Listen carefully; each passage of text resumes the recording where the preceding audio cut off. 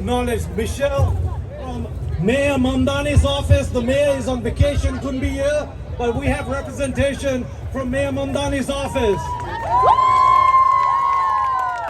Congresswoman AOC couldn't be here, but sends regards. And we have a statement also from Sophie Richardson from the Chinese defenders, and we will post that on our social media. My name is Jigme, and I serve as the president of the Tibetan National Congress. Paul Logarangze was the president of the Tibetan National Congress chapter of New York, New Jersey. And I want to start by appreciating the young organizers of the Tibetan Youth Congress, New York, New Jersey, for organizing this vigil, for getting support from 7 different organizations across New York, and making sure that Tibet's voice is heard from the loudest and the busiest pedestrian crossing in the world.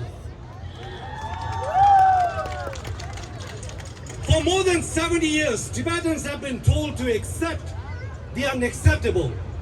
We were told that China's occupation is permanent, that Tibetan independence is unrealistic, and that we must lower our expectation, soften our language, and adjust our political demands to what the global governments find convenient. The world asked Tibetans to be patient. We waited, and we waited. And while we waited, China used that time to kill over 1.5 million Tibetans, separated over 1 million children, some as young as 4 years old, from their language, identity, and their families, and put them in colonial boarding schools. They took time to control our monasteries, rewrite our history, erase our language, and every foundation of the Tibetan way of life. This is why Paul Logarangzen believed that the loss of independence was the root of Tibet's suffering. Without political freedom, every other right is weak and can be dismissed. Paul Logarangzen, a lifelong independence activist, sacrificed his life to end that occupation and restore Tibet's independence.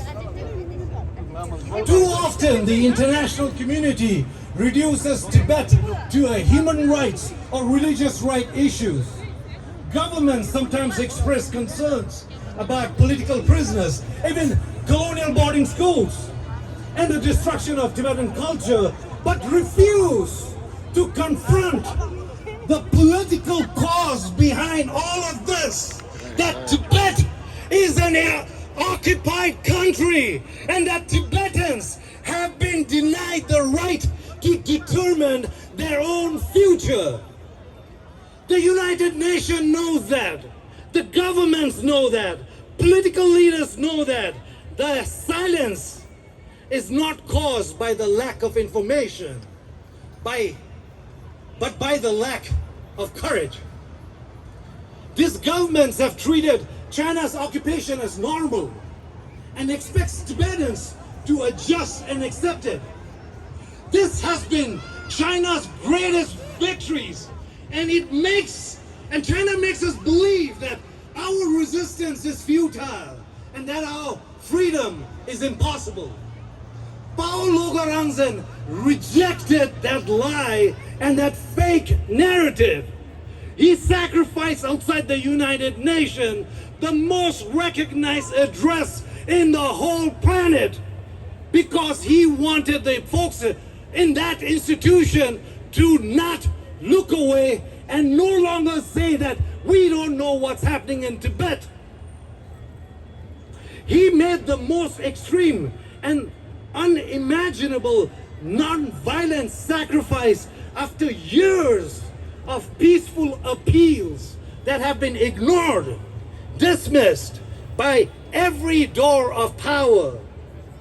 This was his wake-up call to the world.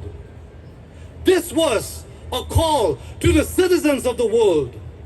This and the 170 self-immolations prior to that was a message to the world that Tibet is still under some of the most draconian policies under the Chinese occupation.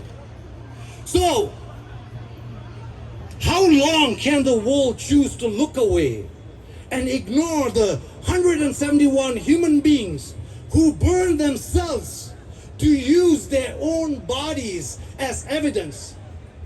How long can the United Nations and governments hide behind weak and useless statements? How long can politicians and activists who claim to oppose occupation, genocide, and oppression lose their moral courage when it comes to China, the world's most brutal and most powerful authoritarian regime? Standing here today at Times Square, the world's busiest, the most glamorous, the most shiniest place, I want to ask the world, why is Tibet denied the outrage and urgency extended to other occupied and oppressed people? Are Tibetan lives worth less? Is our nation less deserving of freedom? And it gives me no pleasure but to call on the world with shame. Shame to everyone in the world who choose silence. And I tell them, you are not neutral. You have chosen China's power over colonialized lives. History will record your silence for what it is, a complicity to China's occupation and genocide in Tibet. Your silence is no longer ignorance. Your silence is violence, and your hands are filled with blood, along with the blood of the Chinese regime. They say that Tibetans are peace-loving people. But even Tibetans have a breaking point. We are angry, we are frustrated, and we're exhausted.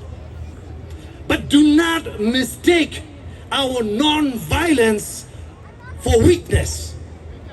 Do not mistake our patience for surrender. We are peaceful people, but we are not defeated people.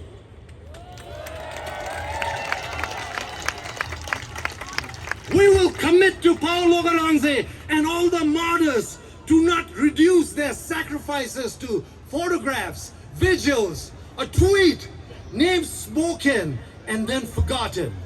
We will carry forward the struggle and demand for everything that they gave their life to end China's occupation and restore Tibet's independence. We also know that the world will not hand us our freedom. The United Nations or the US government will not rescue us. And China will never willingly return the country it invaded from us.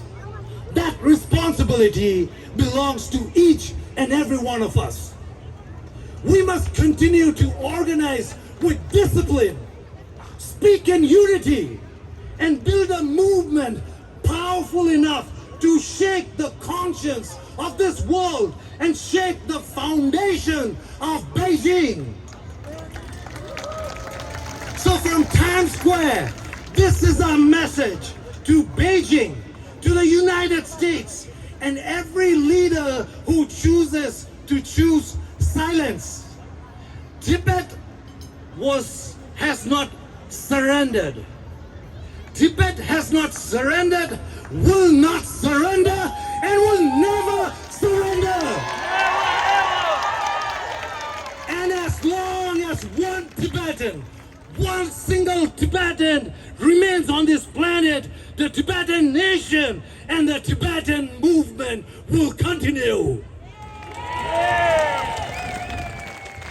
And with that, I will pray for the Lord. I pray for the long life of His Holiness the 14th Dalai Lama, and to commit to our promise to bring him back to the Potala Palace and